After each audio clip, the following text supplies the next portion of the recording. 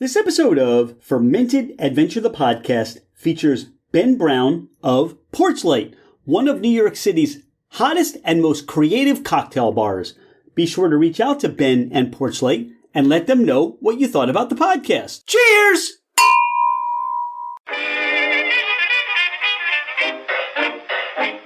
Hello, ladies and gentlemen, craft spirit enthusiasts, and those interested in the intoxicating world of craft distilleries, cideries, meaderies, wineries, and the occasional foray into breweries. It's Rich Shane, and welcome to Fermented Adventure, the podcast, where we bring you the fascinating people that are making the mash, fermenting, distilling, bottling, pouring, and delivering to you some of the finest libations in the world. Before we get started, here are a few housekeeping items. Thank you for bringing the podcast into wherever you are and whatever you're doing. We truly are grateful that you have chosen to listen and make us part of your day. It would mean the world to us if you left a 5-star review. This helps us climb in the rankings, and it makes it easier for others to find us. Don't hesitate to leave us your comments as well. If the podcast didn't meet your expectations, tell us why. We're always striving to improve. You can find us at fermentedadventure.com. We are on Instagram and Facebook as Fermented Adventure. Email us at fermentedadventure@gmail.com. All right, FA Nation, let's meet our guest. He's Ben Brown. I'm Rich Shane. This is Fermented Adventure, the podcast. Ben, welcome to the podcast. Thank you so much for having me, Rich. Ben, I love talking cocktails. I love talking to those that take the spirits and make them into these magical creations. And you're the beverage director at Porchlight. How did all that come about for you? Yeah, so I started with USHG, Union Square Hospitality Group, in 2012 at the Modern. Right out of college, I didn't know anything about restaurants, but they were looking for service assistants, food runners, things like that. So I was like, I can do that. So I got in there as my first job in New York City, and it's a lot of things, a lot of technical information to take in. But at the root of it within the company is the hospitality aspect. So they saw that within me, I could maybe not carry a tray full of glassware, but I showed promise in making connections with people and showing them a good time. So I spent 2.5 years there. In 2015, the company decided to open up Porchlight in Chelsea, Manhattan's West Side. And yeah, from there I started as a barback and server, and then kind of climbed the ranks to lunchtime Monday bartender. Soon got the gig on the weekend doing it. And after a while, I was just working service bar every single night, and it was great. Life in the weeds. And then, of course, pandemic shutdown happened in 2020. We were closed for a year. We reopened in 21. About 6 months later, they were looking for a head bartender. I said, sign me up. So that carried with it a little bit more responsibility in ordering and just solidifying the drinks that go on the menu. And then a few months, 7 or 8 months ago, our former beverage director, Nick Bennett, had his first child and is now a full-time father. And I stepped into his role as beverage director. And that's in short how it came to be. All right. Well, congratulations to Nick Bennett and the birth and the expansion of your family. What's it been like on your journey, Ben, to go from, hey, I'm a barback to I'm just doing a little service bar? What's the learning process been like? Is that something for you that learning and working with your hands and, just the high pace nature of perhaps being a bartender, how has that been for you? I think it's one of those things where you can see someone doing it, and I'm sorry, Nick, I'll use you as an example, but this has happened time and time again in careers of others. When you see someone, you're like, I could probably do that job as good, if not better. And then you start to do it, and you're like, wow, this is a lot more difficult than I thought it would be. So I wasn't there was no regret at all, except for maybe thinking I could do it better just right out the go. I think the job itself, Carrie, is a manager and beverage director. It's a lot of just shifting gears. You're going from, at some points, yes, like making drinks and doing all those technical things, but the manager parts that need to take place as well, the people, making sure that things are coming out at time. It's just prioritizing in that way is significantly greater than what I had experienced prior. So, something as basic as working with a computer too. If you're just working 8 hours a day with your hands, making drinks and making connections with people, if you go from doing that a couple hours a day and then you have to go and fire off a bunch of emails, it's like your brain's just not used to it yet. So for me, it was a lot of those kind of getting used to things. You've said that twice, connections, making connections with people. And is that something that you can train or impart to your staff? Or do you think this is something that on a hiring side, that's a skill that you're really not, you can't generate that into somebody? What do you think about that? Yeah, I think in terms of training, I think it's something you could make someone more aware of, but it's something that you could see as that if you're hiring somebody, you're looking for that aspect within people where you're having a conversation one-on-one with somebody, for example, and you can tell automatically like they're in it because they want to be there. They like what they're doing. They may be great at what they do already, but they could also, the technical proficiency is still just not there yet. You're looking for that to some extent, but within the Union Square Hospitality Group, what they call the 51-49, the 49% being the technical capabilities of somebody, things like, making drinks fast and being aware of all these cocktails that are out there, for example, and the 51 being the hospitality aspect of it all. And that's what we are kind of looking out for in people that we want in our culture. And the hospitality is what we're doing, how we're making people feel. That's ultimately what's remembered. I think I can go living in New York City to a lot of different places that are at this point in 2023 producing amazing cocktails. Like all the fresh juicing is there, great ingredients, etc. But ultimately, what I'm going to remember about that place is how that space and the service, how all of that kind of made me feel. And I think that's what people remember these days after going out. You talk about the technical side, and I'm curious, there's a first experiences of being a bartender. Do you remember your first cocktail you ever made? Yeah, I think it was the first cocktail I ever had would have been a Sazerac, one that I remember properly ordering and receiving. And, of course, going back to how that made me feel, I was like, wow, I feel so sophisticated. And this is just have the flavors and all of that there. And in this space, it was just incredible. So I sourced all the few ingredients that go into that drink and tried to produce it at home. And it needed some work, but I had the confidence, just not the skill right then. It's interesting because you start out and I think a lot of times, and you probably see it behind the bar, people need to feel like they have to demonstrate that they know it all, right? And we forget that you have to start somewhere, right, Ben? You have to, nobody's going to come out of the gate and be a 300, 400 hitter. Some do, but it takes time to develop and see the game, just like it takes time to develop and see the bar. Yeah, and I think that's ultimately, for the most part, it's just something that with experience you learn, and you can look back and be like, I wish I hadn't been so hard on myself there, or maybe that newer bartender didn't deserve to be talked to in such and such a way. I wish I had found a better way to communicate that you need to be faster.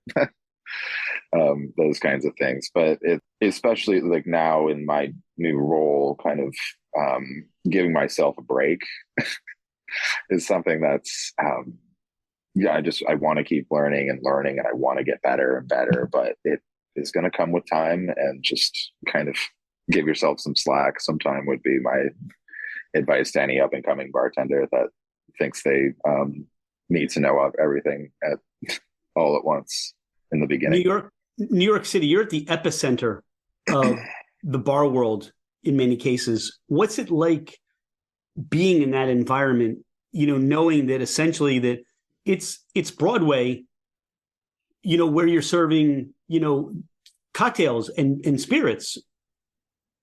Yeah. So I think to me, that's intimidating, right? I've lived here for 11 years and there's always someone that's just as good, if not better than you, right around the corner, quite literally.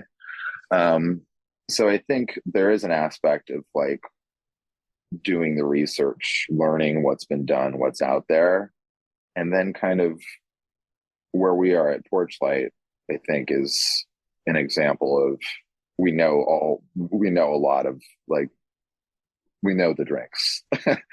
But when you come in, it's not about like taking ourselves too seriously or having that expectation from the guest. It's about having a good time. So I think when you shed some of that seriousness, with that comes like that playful side to it all, and then everyone just has a better time. So that's what I tell myself at least. But it tends to work. We do amazing business for a lot of the companies around in the neighborhood and the community at large, of course. We have a lot of regulars as well.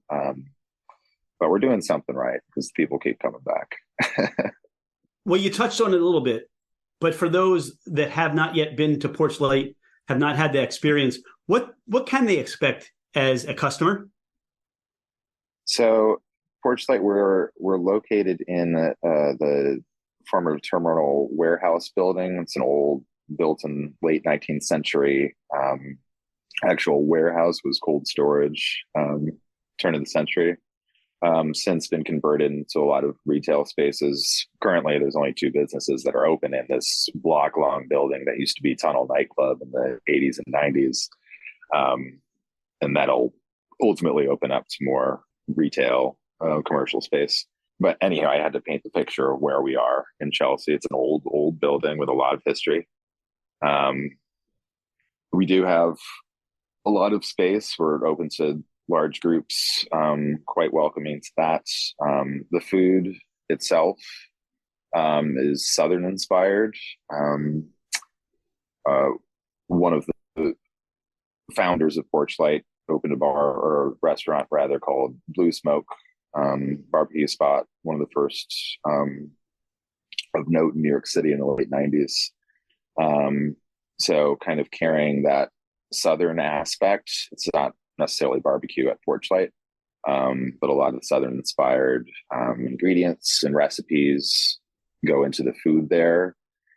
I don't want to necessarily say it's elevated bar food, but a lot of the offerings are. So we have po' boys, so kind of harkening back to New Orleans in that way. We have sliders that are outstanding, nachos, things like that. So something to nosh on, that's also something that's just quite delicious, because you're in the bar setting and we're not trying to make it so it's like a sit down formal experience. It's more about just the people that you're with, and wow, the stuff that I'm drinking and eating is incredible as well. The drinks itself, the program leans into the arguably the birthplace of the cocktail, New Orleans. So we have Sazerac variations on the menu. Put a Raffignac on. Probably no one knows what that is, but it's a New Orleans cocktail with brandy and raspberry vinegar. We have leaning into that we don't take ourselves too seriously, but we can make really good drinks. Kind of encapsulates that in our Storms Brewing, which is, if you look at it on paper, kind of reads like a hurricane that you would get on Bourbon Street, but it is a blend of 3 different rums, passion fruit syrup, grenadine, fresh citrus, and bitters. And about the syrups, we make all of our syrups in-house and juice fresh daily as well. It looks like this drink that might not have been a great one for people in the past, but it's kind of rethinking that whole. Looking at your cocktail menu, I have to tell you, one of the, just right off the bat, I mean, who's responsible for this cocktail menu for the fall? It reads sweater weather. Think candles, flannel, and pie fall into. And then you go through, there must be at least 10 cocktails that I would say, I want that one, and I want that one, and I want that one. And that's like, you've got like 20 some cocktails here that I say, I don't know how I'm supposed to visit Porchlight and get through this whole menu in one sitting. How do you do that? Well, you're in Philly, right? You're a close train right away. We are, but I'm gonna have to like get a cot or something. I mean, your sippers, not for the faint of heart. You got your guzzlers, light and easy, maybe too easy. But I'm looking at some of these, you know, the way you structure these cocktails and some of the ingredients.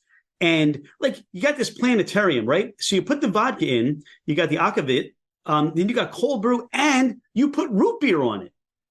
I've not heard of that before. Who does that? Yeah. So our menu, the specific layout that you were initially drawn to as our food and beverage director is Samantha, does all the cheeky dialogue within it. The menu itself, the ingredients and the cocktails is myself, and also it's a dialogue with the entire bar team. We call it out Planetarium. That's specifically one of our bartenders, Johnny, came up with that. And I sprinkled in aquavit because I just do that to people. If they have an idea, why not try it with aquavit? Can't hurt. But yeah, it's a lot of, during a shift, someone will have a cool idea and they'll be like, hey, we got this. And I'll be like, wow, that's incredible. How did you think of that? Or like, we'll further tweak it down the road, and then we'll have a bar meeting at some point leading up to a menu change. And the menu changes are seasonal for those first couple of pages as you see it. The fall, then we'll do winter, spring, summer. And then the center is the meat of the menu, which more or less has stayed the same. It's the tried and true, the sippers, guzzlers, and then calling out the classic and modern classic cocktails. So even your tried and true. I mean, I'm looking at this. You got your 7 and 7. So it's your secret blend of 7 whiskeys. And then you're making your own house-made citrus soda. So that to me is a perfect example that you are in a place where, look, you got the, you know, I'm not going to say the Mets, you know, no disparaging to the Mets, but you've got the Yankees, you know, you're not too far away from where the Yankees play. And every year there's an expectation that the Yankees are going to win the World Series. They're going to win the World Series every year. Every other team sucks. And you've got to live up to, you know, everything that's come before. Being in New York, you know, you just can't make a 7 and 7, right? You got to make your own soda. You got to come up with your own blend. That's got to be so much fun, yet challenging to always go, 4 for 4 or pitch your no hitter every night, right? Yeah, it's a bit daunting when you put it like that. Oh, I'm sorry, I didn't. No, Ben, I didn't mean like your whole face changed. Like now, it's like I got to go to work today. What? I forgot about that. We were having so much fun. Yeah. Yeah. So I mean, it's like we've been open since 2015. So a few of those drinks were on our opening menu: the Gunmetal Blue, Storm Spruin. But then, like, if I think about it, like when the 7 and 7 came on, like, oh, that was like right after. That was like several months later down the road of like serious development. And that's just one drink. Meanwhile, other drinks are being born at the same time or later. So it's like, it's all about the build of these things, like, and what you said earlier about like, it's not all going to happen at once. It's more about like trusting the process. I think now that it's my program, it's certainly more pressure to come up with things that I think people are going to like and things that I like, and how do those meet, as opposed to just being like, I'm not going to think about this, and all of a sudden I come up with this great drink that I'm super proud of, but didn't really think about, like, yeah, we do need to step it up, season after season, and then also maintain every single day this detail oriented nature, which is kind of the only way that I see this being successful, and also the only reason to really do it is because if we're not going to do it at this level, then I don't know. It's just kind of all we know there. The team right now is as great, as strong as we've ever seen it. So I think that to me is motivation to push myself and everyone else on it. That's a lot of the inspiration is just the team being as great as they are. I think, yeah, we drive each other and it's fun, and it can be a lot of work, but kind of seeing a menu like this one at the end of it, you do get to sit back and relax for a second and take it in and say, wow, I'm really proud of this. So you didn't ask, but I will say that's like one of the coolest things about being in this new role is just having that like pride in what I've done personally, but then and also like all these people that are giving themselves to Porchlight as well. So it's awesome. And the people like it. They keep coming back for it. It's awesome, you know? Pardon the interruption. Thank you so much for listening to Fermented Adventure, the podcast. Could you do us a favor? Hit that follow button. It makes it easier for others to find us, and it helps us climb in the rankings.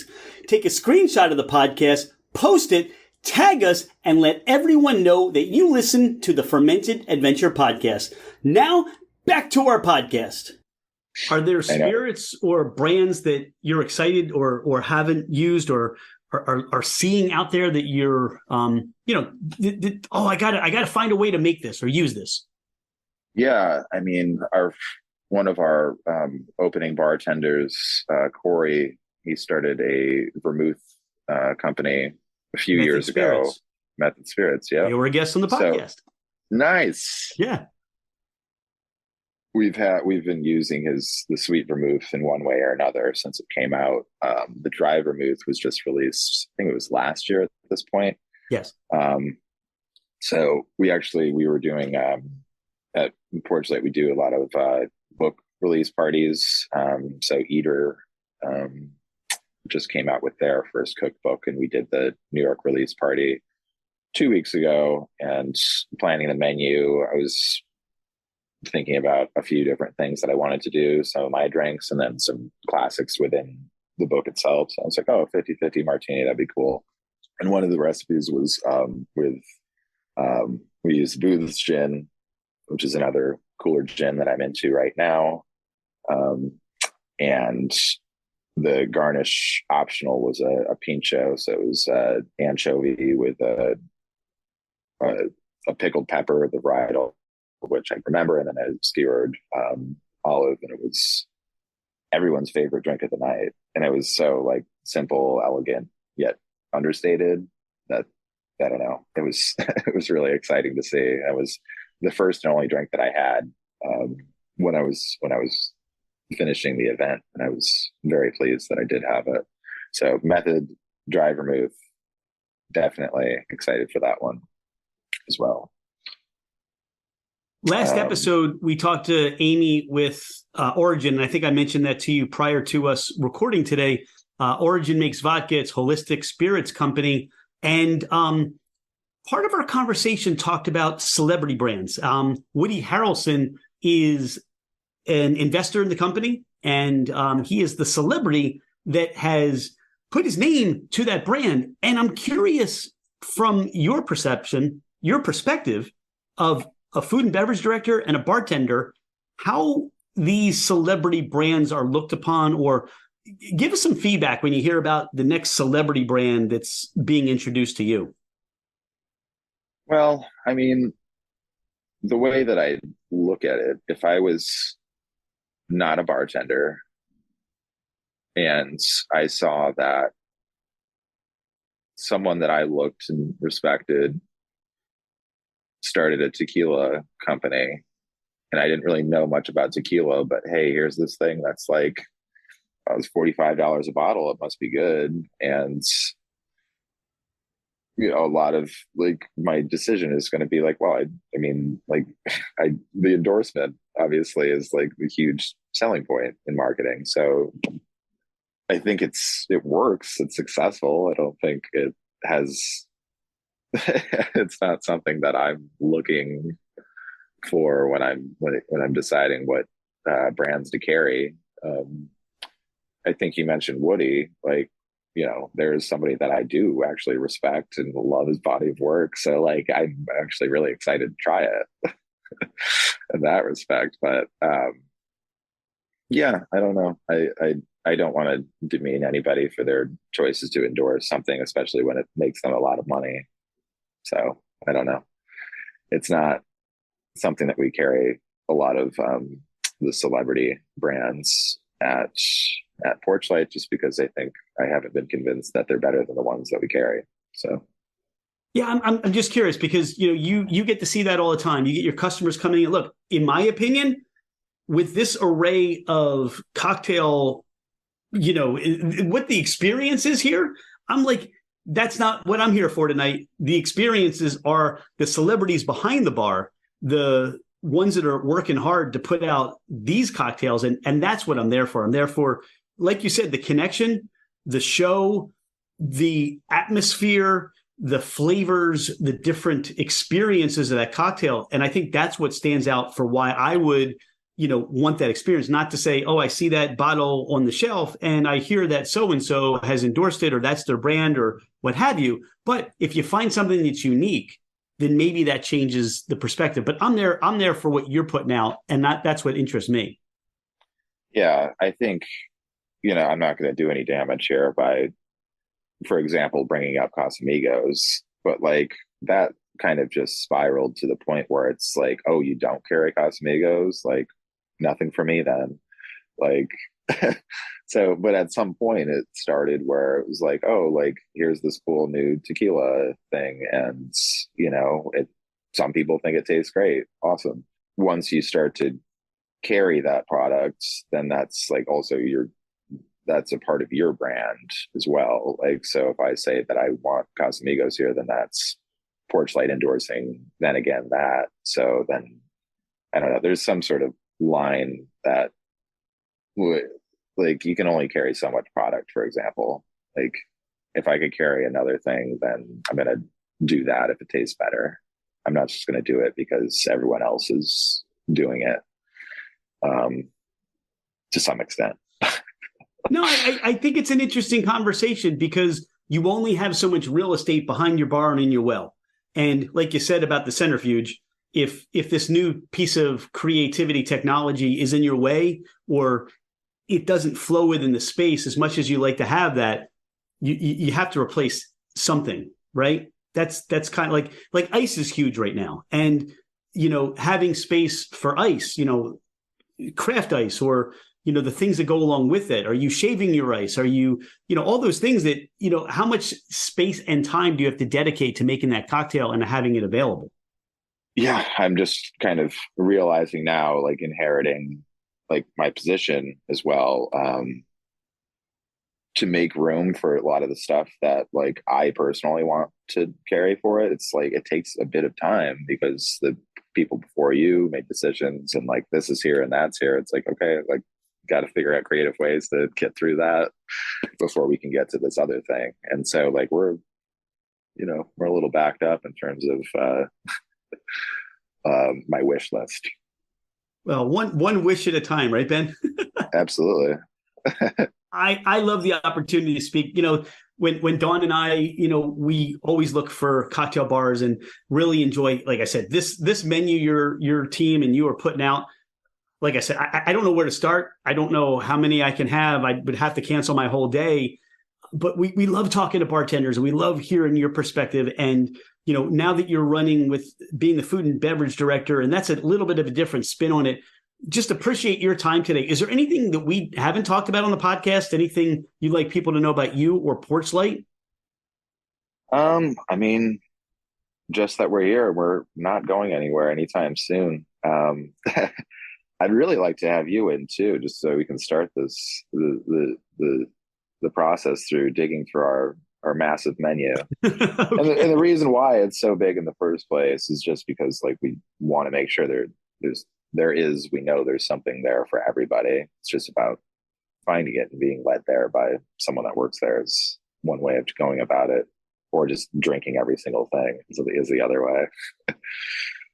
Well, the menu just isn't something there for everybody. For me, it's like everything is there for me. So but it is, to that point, it is such a great variety of cocktails. I think that, you see in a lot of cocktail programs, you'll get, maybe 8 or 10 or 12 core cocktails, and they'll highlight them as pre-prohibition and post-prohibition, right? And that's the lane that they run on. Your old standards, and now what we're going to call is new and funky. And, sometimes, truthfully, I'm just going to say, just give me an old fashioned, because what I'm seeing there, sometimes I can't see it in my mind to decide how it's going to taste in my mouth and in my palate. And I'm like, I don't know if I want to go there today. I'll stick with the tried and true. Give me a Manhattan, give me an old fashioned. If you got chartreuse on the menu, has the chartreuse? Have you guys cornered the market on chartreuse now, or are they flowing again? What's going on there? We've had a long partnership with chartreuse, so I think we are doing fine with it. I'm not like waking up at 3 a.m. going to the as if that like going to the distribution house and getting my ration, but. So if the world wants to know where chartreuse is being stored, it's at the Porchlight right now. It's on the menu at Porchlight. We right. do have the chartreuse in a couple of different ways, both green and yellow. Yeah. Well, that's what I said. I mean, if it's something I'll ask the bartender, can you make me a last word? If it's something I'm not seeing on the regular menu, I may just want something that I know that I'm going to enjoy day in and day out. Just that if you make a good cocktail and you can make that, I'm a happy customer. Yeah, for sure. I think when I go out too, in a similar way, I'll do that. But I guess what I'm looking for in a menu is like different ways of getting creative within those classics. So like last word is like, sure, one of my favorite drinks, I would say. So if I see a cool variation on that, if I'm like looking at a menu and seeing, oh, you're doing this like split base thing with like cutting out the maraschino and another liqueur introduced there, like awesome. Or you're using something like in these days, because it's hard to get chartreuse, you like have this cool new like Faccia Bruto or something like that. What's that taste like? But I like when we have this menu that is quite large, and if it is overwhelming to somebody, we can guide somebody to the point where they say like, oh, like I don't want to read right now, just give me an old fashioned. I'd be like, yeah, I can do that, make you an awesome bourbon or rye old fashioned. Or you could have this cool Wisconsin brandy old fashioned that we have on the menu, that kind of harkens back to Wisconsin. And we make our citrus syrup appears again, maraschino and American brandy and rye whiskey. Would you like to try that instead? And 9 times out of 10 they'll say yeah. And like, so like I love Sazeracs. We have the Menta Sazerac that's on the menu, cool, which is a cool insert herbaceous Amaro into it. Like how does that relate to the classic in that way? Like how does it differ? Like that's what I'm interested in. Yeah, to your point, what you're doing is you're taking that flavor profile, you're adding some personality that you bring to it, and you're giving the customer a little bit different experience. And I think that's somewhat memorable to that. All right, I know I can it's not going to be that same old cocktail bar. And to me, to your point, yeah, we'll let you know when we're coming, Ben. And, we'll find out where the closest hotel is. And it's a block away. There you go. That's perfect. You got these delicious sounding food, the sliders and all those other things, a little Southern hospitality. I don't know why we haven't packed the car yet, but we'll figure that out for Dawn and I. Awesome. Great. Ben, I'm so glad we've been introduced to each other. I am looking forward to coming and visit with you at Porchlight. If you're in the Fermented Adventure listening audience, go visit Ben and his team and, let us know what you think and just enjoy your time there. But thanks for being a friend of Fermented Adventure. And we can't wait to keep the cocktails flowing and the conversation going. How's that? Awesome. Thank you, Rich. It's been great. Thanks, Ben.